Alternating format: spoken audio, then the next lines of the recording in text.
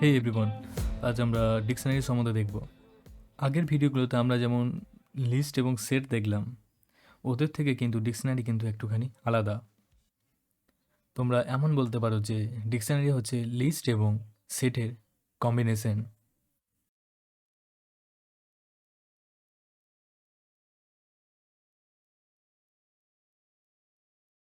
এখানে দেখো আমি একটা ডিকশনারি ক্রিয়েট করেছি এবং সেই ডিকশনারির মধ্যে আমরা কিছু ভ্যালুকেও অ্যাসাইন করেছি। এখানে আমরা ডিকশনারিকে কার্লি ব্র্যাকেটের দ্বারা রিপ্রেজেন্ট করি। এবার এখানে যে ভ্যালুটা আছে প্রথমে, সেটাকে আমরা কি বলি,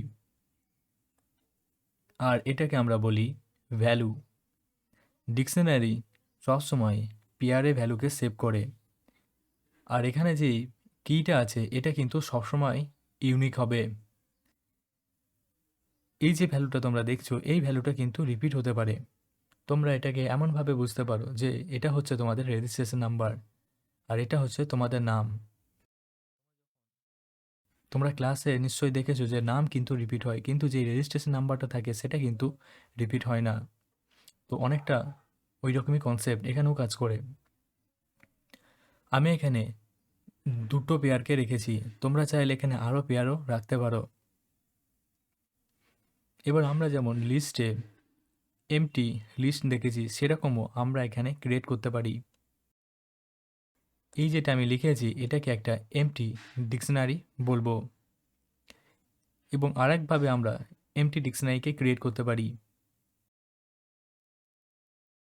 এখানে যেটা লেখা আছে ডিক্ট, এটা একটা কনস্ট্রাক্টর। এর থ্রু আমরা একটা এমটি ডিকশনারিকেও বানাতে পারি। আমরা যেমন এখানে ডিক্ট কনস্ট্রাক্টরকে ইউজ করেছি। আমরা এই কনস্ট্রাক্টরটা যখন লিখব, তার সাথে আমরা এর ভেতর কিছু ভ্যালুকেও অ্যাসাইন করতে পারি।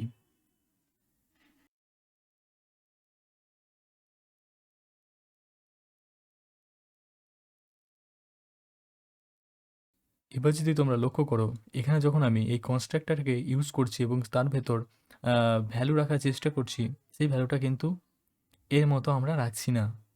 কারণ হচ্ছে যখন আমরা কনস্ট্রাক্টর ইউজ করব, তখন এর কিছু নিজস্ব নিয়ম আছে। যেমন এখানে আমরা কখনো নাম্বারকে রাখতে পারবো না। এখানে আমরা কোনো ক্যারেক্টারকে রাখতে পারি, কিন্তু ক্যারেক্টার বা স্ট্রিং যদি রাখি সেক্ষেত্রে কিন্তু আমরা এখানে এরমভাবে কোলেন দিয়ে এটাকে লিখবো না।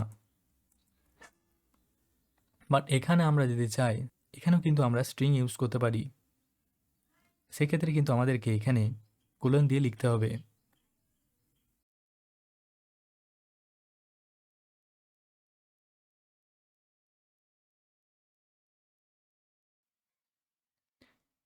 এখানে দেখো আমরা ডিকশনারিটার নাম লিখেছি এবং তারপরে এখানে আমরা তার এখানে একটা আমরা কি পাস করেছি, এবং এই কিটার মধ্যে আমরা এই সিকে রাখতে চাইছি। মানে এই দুটোর একটা আমাদের এই ডিকশনারির মধ্যে একটা পেয়ার তৈরি হয়ে গেল। তো এরমভাবে আমরা কিন্তু ভ্যালুকেও ইনসার্ট করতে পারি। তাছাড়া আমরা অ্যাড ফাংশনকেও ইউজ করতে পারি। এবার দেখো আমরা কিন্তু এখানে একটা ভ্যালুকে ইনসার্ট করতে চাই। মনে করো এই যে কিটা আমরা লিখেছি, এই কি নাম্বারেই আমরা একটা ভ্যালুকে অ্যাসাইন করতে চাই। তো সেক্ষেত্রে যদি আমরা এটা এরমভাবে লিখি, 3 নাম্বার যে কিটা আছে সেখানে কিন্তু অলরেডি আমাদের সি নামের একটা ভ্যালুকে আমরা অ্যাসাইন করে রেখেছি। কিন্তু যদি আমরা এই লাইনটা আবার লিখে দিই, এবং এই যে লাইনটা আমি লিখেছি এই লাইনে দেখো আমি 3 নাম্বার যে কিটা আছে ওখানে কিন্তু আবার ডিকে অ্যাসাইন করছি, সেক্ষেত্রে কিন্তু আমাদের কিন্তু কোনো এরার দেবে না। কিন্তু এই যে 3 নাম্বার ইন্ডেক্স 3 নাম্বার কিয়েতে যে ভ্যালুটা ছিল সেটাকে কিন্তু রিপ্লেস করে দেবে এই ডিটা। এরমভাবে কিন্তু আমরা কোনো ভ্যালুকে রিপ্লেসও করতে পারি। তার মানে আমাদের যেই ডিকশনারিটা আছে সেটা কিন্তু আমরা এডিটও করতে পারি। টাপেলের মধ্যে কিন্তু আমরা যখন কোনো ভ্যালুকে ইনসার্ট করতাম তখন কিন্তু আমরা তাকে এডিট করতে পারতাম না। এবার চলো এগুলোকে একটু আইডি থেকে দেখে নিই।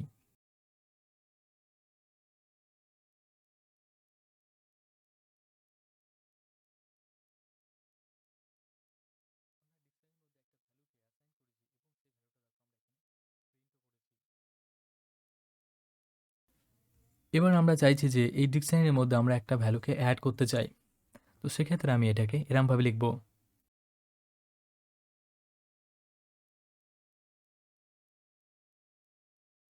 দেখো আমি এখানে একটা কি ভ্যালুকে পাস করেছিলাম এবং সেই কি ভ্যালুতে আমি এখানে সি লিখেছিলাম।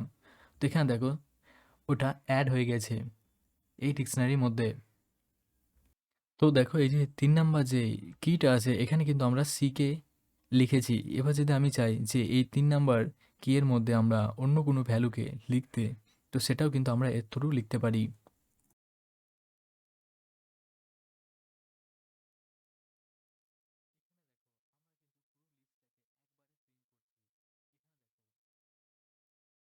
আমরা যদি চাই এই ডিকশনারির প্রত্যেকটা পেয়ারকে 1 বাই 1ও প্রিন্ট করতে পারি।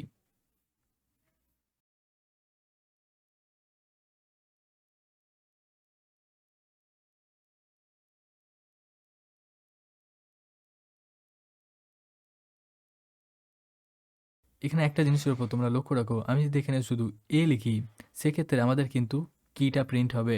কারণ ডিকশনারিকে যখন আমরা কোনো লুপের ভেতর রাখবো তখন কিন্তু এই যে এ নামের এখানে আমরা একটা ভ্যারিয়েবল লিখেছি, এই ভ্যারিয়েবলের মধ্যে কিন্তু ডিকশনারির যে কি ভ্যালুগুলো থাকে সেগুলো কিন্তু আসে। তো আমরা যদি চাই যে কিটার সাথে এখানে ভ্যালুটাও প্রিন্ট হোক, সেক্ষেত্রে কিন্তু আমরা এরমভাবে এটাকে লিখতে পারি।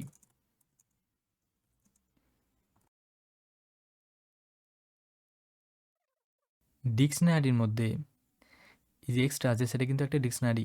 এই যে ডিকশনারিটার মধ্যে আমরা যখন একটা কিকে পাস করলাম তখন এই কিটার মধ্যে যেই ভ্যালুটা থাকবে সেটাকে আমরা প্রিন্ট করব।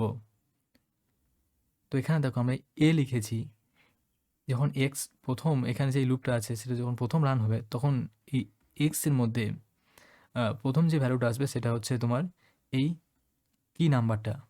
তো এখানে 1 এলো।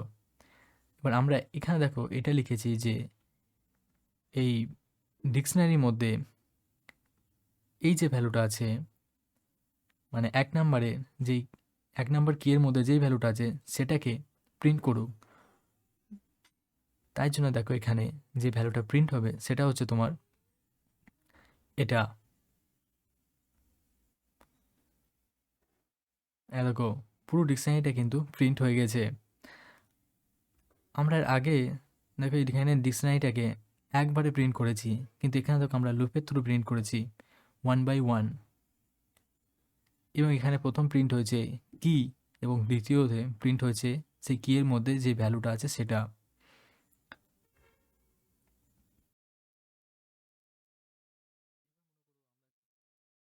এবার আমি চাইছি যে এখানে যে ভ্যালুটা আছে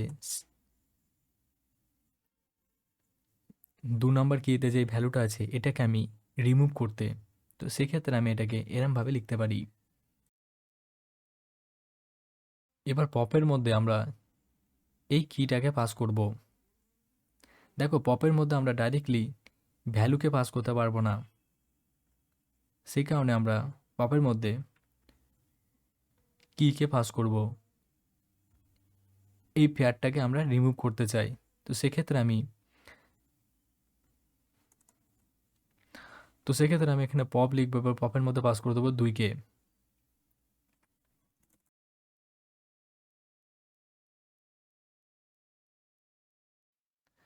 দেখো এখানে যে 2 নম্বরে যে পেয়ারটা ছিল সেটা কিন্তু ডিলিট হয়ে গেছে।